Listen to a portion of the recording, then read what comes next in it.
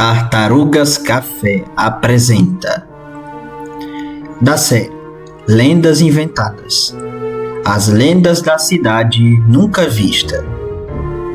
O Tribunal da Santa Justiça em Coral.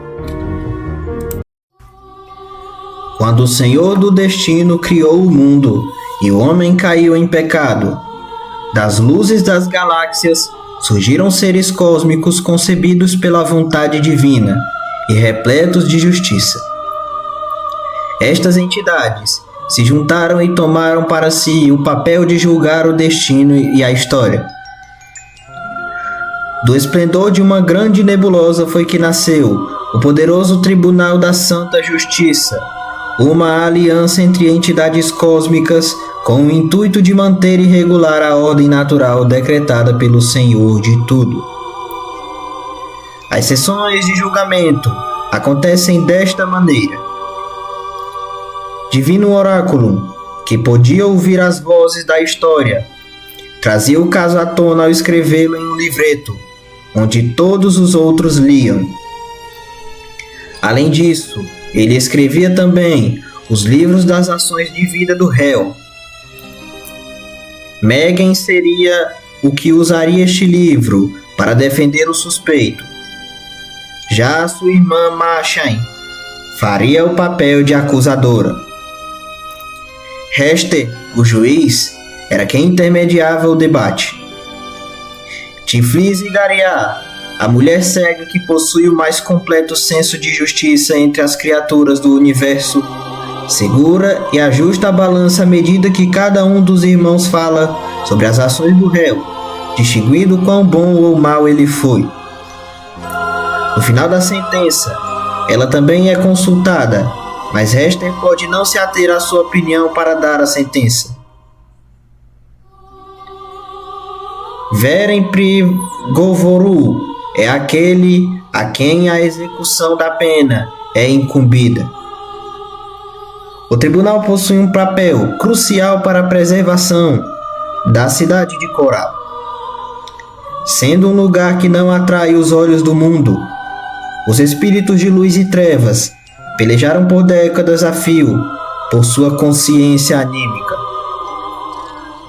Antes mesmo que o oráculo da ira se tornasse a nova face do mal, ele clamou ao tribunal que julgasse os espíritos que possuíam corpos humanos para alterar o andamento da história de Coral de forma antinatural. O juízo foi marcado por um debate acalorado entre os irmãos advogados. Megan, o defensor, argumentou que os espíritos burlavam a ordem natural ao possuir os corpos dos homens, inibindo a consciência humana em relação à mente superior de um espírito. Já Mashain alegou que a possessão não acontece de forma plena, o que dá a oportunidade da mente humana se sobrepor, já que o espírito estaria em um ato que vai contra o ordenado pela natureza. Quando Hester não soube o que fazer, Tiflis opinou que mesmo que o homem não fosse possuído de forma plena, a superioridade espiritual em relação a um ser vivo continua a ser um fator gritante, o que pode resultar em manipulação de cunho psíquico. Hester, já de olhos abertos por outro alguém que não pode ver, ordenou que Veren escrevesse missivas ordenando aos reis que demovessem os espíritos de interferirem em qualquer aspecto da história humana. Quando o temível Extinction destruiu todos os espíritos das trevas, declamou que levaria consigo todo o universo, o mundo dos vivos e dos mortos, para substituí-los por um único cosmo, onde só reinariam o caos e a loucura. Divino, percebendo que a criatura havia pronunciado que faria muito mais do que o ordenado pelo destino, levou o caso ao tribunal e, após Mashain vencer o debate com seu irmão, Hester condenou Extinction à morte. Veren, então, diminuiu o tamanho dos poderes do infrator e nomeou a grande guerreira resplendente Isabel para vencê-lo. E também, ulteriormente, o herói de luz, Hidalberto, teve a oportunidade de vingar sua própria morte ao matar o vampiro da Assembleia. Divino, novamente, foi quem a enxergou. Quando Machen argumentou que Jardel deveria, ainda que causasse mais vítimas, seguir o seu curso natural da vida, Megan a refutou, após pontuar que a existência do vampiro não era natural por si própria, já que se tratava de uma alma penada que foi trazida à vida pelo oráculo, que agora era o mal pré-ordenado.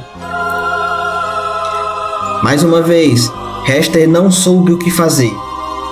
E mais uma vez Tifli o salvou, dizendo que a continuação não natural do vampiro da Assembleia poderia resultar na mudança da história de Coral de forma indevida e que a vingança de Hidalberto coincidia perfeitamente com a situação supracitada.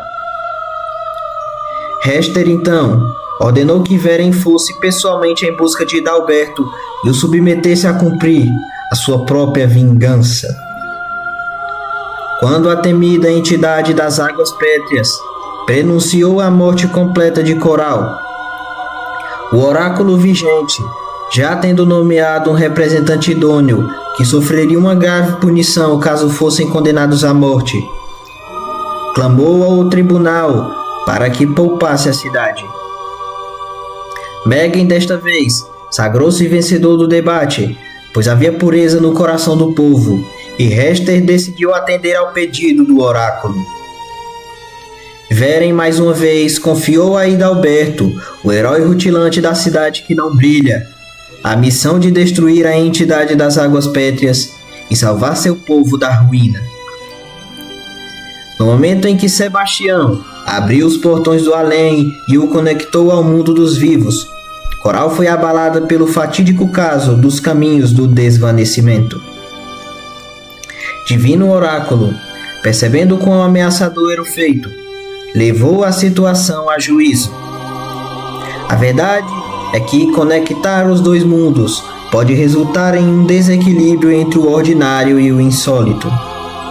Se nada fosse feito, as criaturas transitariam livremente pelos mundos, transformando o universo em algo confuso, e finalmente a distinção entre vida e morte nunca mais voltaria a existir.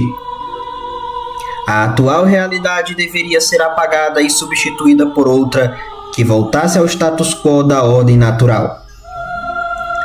Sendo assim, Megan não argumentou em defesa do oráculo da ira, e Hester ordenou que Veren o executasse e fechasse os portões do além. E desde então, não se viu mais histórias sobrenaturais ou coisas de outro mundo, e o Tribunal da Santa Justiça continua a preservar silenciosamente a ordem dos acontecimentos.